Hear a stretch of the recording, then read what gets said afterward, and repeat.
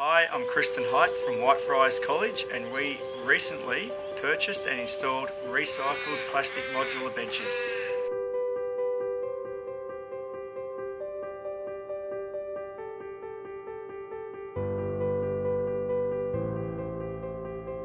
The modular benches that we've purchased from Replas have been put on the biology deck, which overlooks the Mullum Creek area, which fits perfectly within our environment.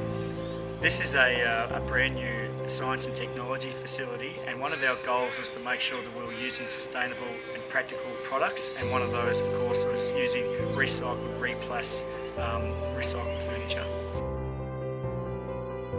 We've actually embedded these seats into our curriculum. We get the boys out here and we explain to them that there are over 100,000 bits of recycled plastic in these modular benches that they're sitting on. Because these modular benches have had such an impact within our community, we're actually looking to incorporate more recycled furniture into our environment.